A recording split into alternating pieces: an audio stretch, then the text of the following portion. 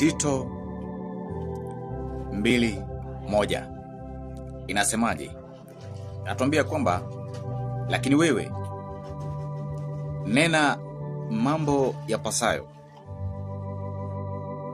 mafundisho yenye uzima.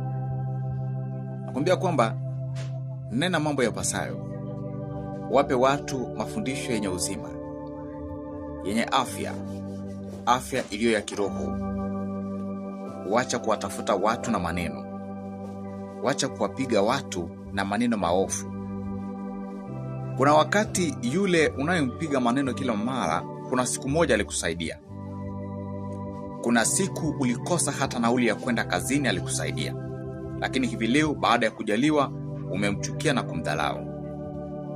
Kuna mtu alikuokoa ulipokuwa mgonjwa, lakini leo hii unamuona kama takataka tu.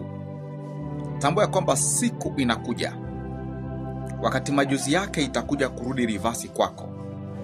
Utakuja kulia, utakuja kushangaza, utawashangaza wengi.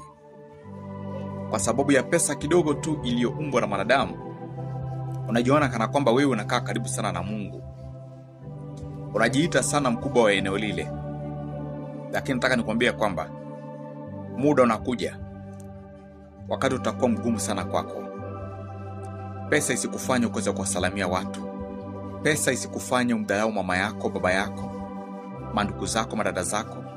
Pesa isikufanye umdharau mke wako, mume wako. Pesa isikufanye uache watoto wako. Pesa isikufanye uwe mwasherati wa ajabu. Tambua kwamba pesa ni maridadi ya dunia tu, lakini uhai wako ndio ulio na dhamana kubwa. Aliyekupa huo uhai alikupa uhai ulio wa bure, na kila siku anakupa uhai ulio wa bure. Hakuna siku hata moja Mungu aliwahi kuitisha wewe mshahara ama kukuitisha pesa. Maana anajua hivi vyote ni vya dunia tu. Lakini ipo siku moja nakwambia, kwa mambo unayofanyia watu ama watoto wa watu, itakuja kujilipisha kizazi baada yake. Na hata kuna wengine wanakula kizazi. Kuna wengine wanapata mishahara zao. Kuna wengine wanaungua. Kuna wengine wanateseka kwa sababu ya mateso aliyowatesa wengine. Kwa hivyo sio vizuri kuwahurumia kila watu. Sio vizuri kumwona kila mtu akiteseka umhurumie. Maana kwa wakati mwingine kuna wengine wanakula machapisho yao, wanakula matusi yao, wanakula viburi zao. Sasa inabidi waachie muda wakule viburi kama jinsi waliwejipangia wenyewe. Basi jiandae sana kutenda mazuri na kunena mema.